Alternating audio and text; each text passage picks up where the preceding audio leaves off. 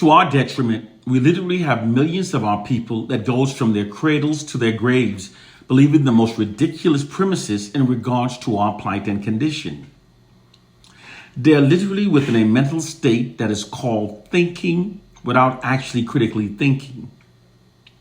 And millions makes enemies of those of us who do critically think, and that encourages them to do the same. Therefore, they live their entire lives being mentally enslaved. They live and die being the white oppressors, mentally enslaved fools.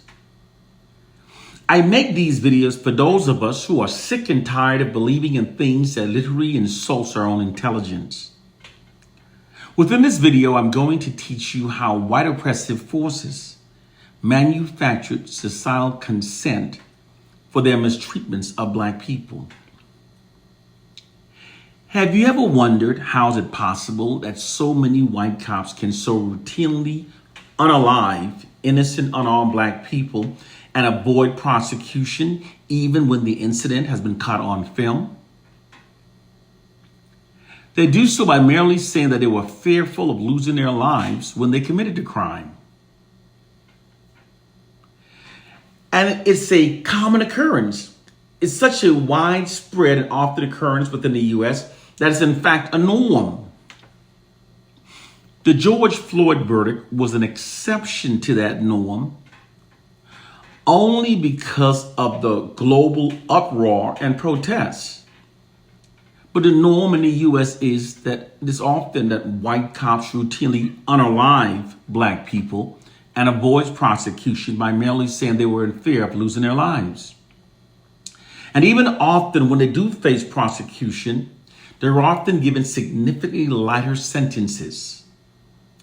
Such as the case was when the white female officer killed the innocent Black man sitting in his Houston, Texas apartment while eating ice cream. She was only sentenced to 10 years in prison, and she was eligible for parole in less than half of that time. She was also given more sympathy by the public than the Black victim was. In fact, the white media attempted to criminalize the image of the Black man. You know, many Black Bible believers looking at our scenario have said that the reason for this profound injustice that Black people endure within a white dominant society is because we're the true Jews of the Bible. They say that we are the Jews, the people who are found within the book of Deuteronomy chapter 28. According to that premise, the white society's mistreatment of us fulfills that biblical prophecy. You know, whenever a Black person starts saying that to me, I can almost hear the clanging chains of white mental slavery while they're speaking.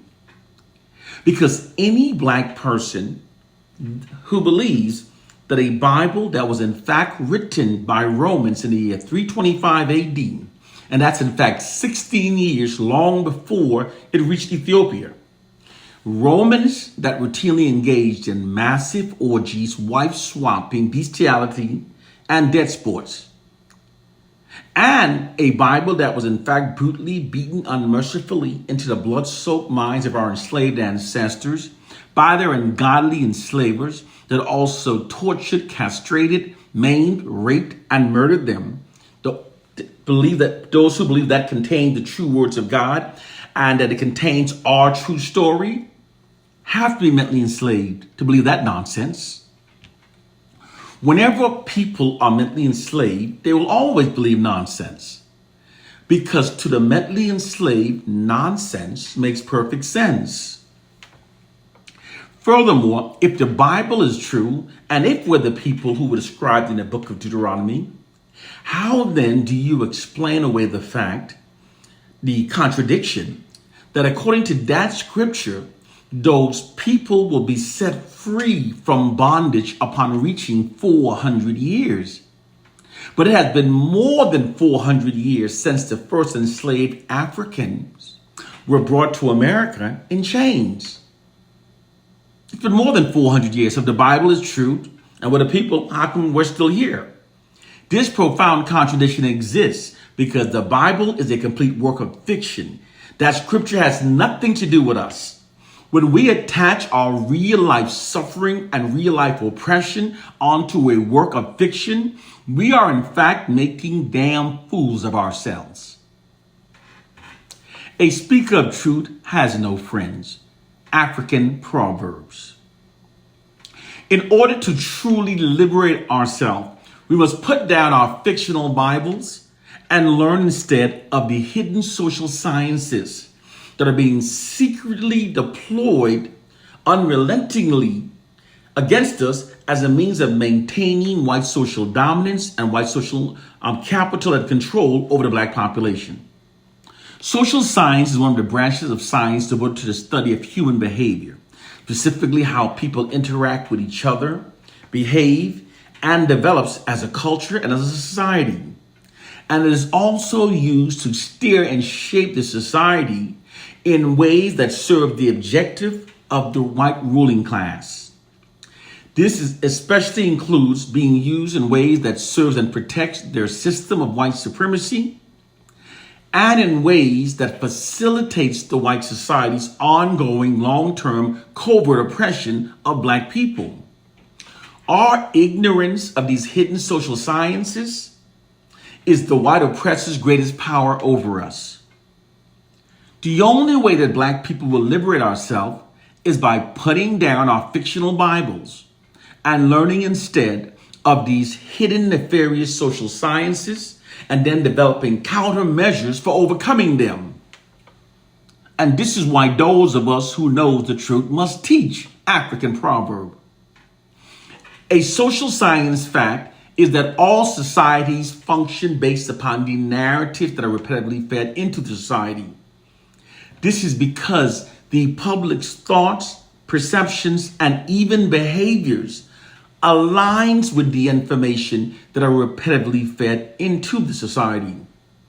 Therefore, the ruling white elite systematically feeds false narratives into the society that keeps it functioning in ways that serves their objectives and agendas. Case, point, and prove. Have you ever stopped to consider just how cartoonishly unrealistic it actually is that we never, ever receive any negative narratives about the white society? That's ridiculous, isn't it? This is because our society is in fact falsely scripted. According to white social scientists, to feed any true negative narratives to the public about the white population would undermine the white population's position of social dominance. Therefore, all of the narratives that we receive about the white population falsely exhaust themselves. Doing so conveys the subliminal message that the Caucasians are the standard by which we should all aspire to try to be more like. Furthermore, that Caucasians are inherently superior and are therefore supposed to rule over the subordinate population. This fraudulent social engineering propaganda campaign not only makes non-whites more compliant with white dominance over our lives, in many cases it causes millions of us to even prefer it. It's never been Willie Lynch that shapes our minds. Now, I've just demonstrated how our society functions based upon the narratives that are repetitively fed into society. Likewise, it's the same true reason why white cops can so routinely unalive innocent, unarmed black people and avoid prosecution by merely saying they were fearful of losing their lives. Case, point, and proof. Here's the true history.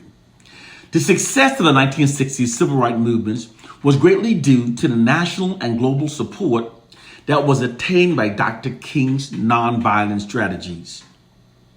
The global responses in support of African Americans were immense. African Americans were favorably perceived by millions of people nationally and around the world as a dignified people pursuing an equality that we should have been born with.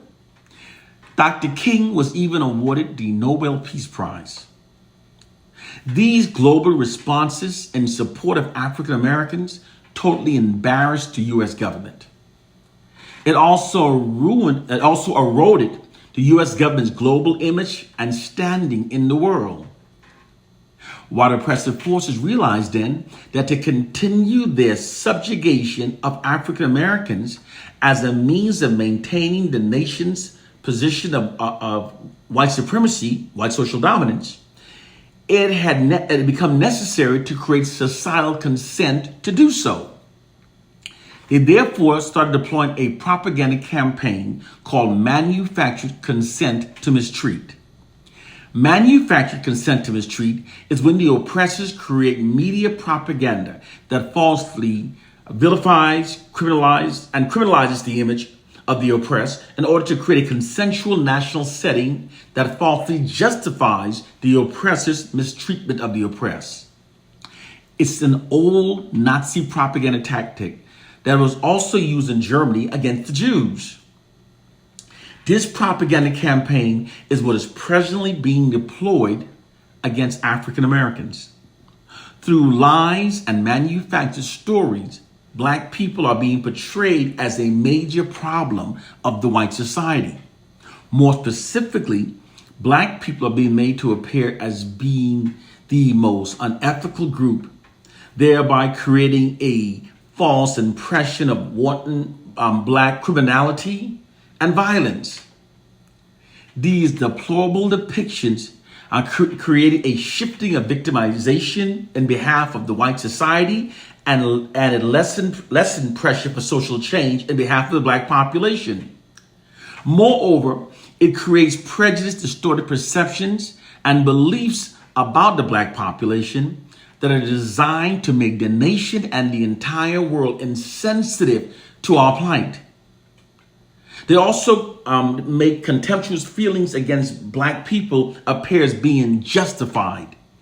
When contentment towards Black people is made to appear justifiable, this creates conditioned responses within the nation that allows eventualities to unfold against the Black population without opposition or resentment.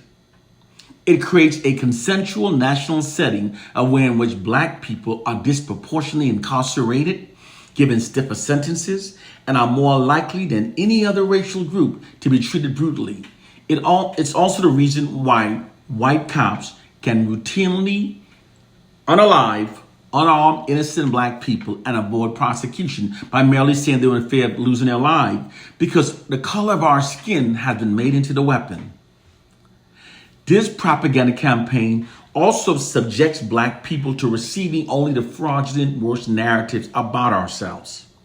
This demoralizes us, divides us, creates Black self-loathing, and shifts Black collective aggressions away from the white society and it redirects it towards ourselves. Furthermore, it attacks the core foundation of what bonds us as a people, and we can then be ruled over forever. You know, people are easily controlled by the information that they receive about themselves. And I'm going to give you an example of how it works on Black people. Imagine there are two ships out at sea, and there's a second ship following the first ship, transmitting fraudulent narratives to the first crew, telling the first crew that their ship is not seaworthy, slowly sinking, that their crew is incompetent, that a mutiny is being planned, that their ship is slowly sinking or is lost. The group constantly receiving negative message about themselves will then become besieged by the negative information, and they will start distrusting each other, hating each other.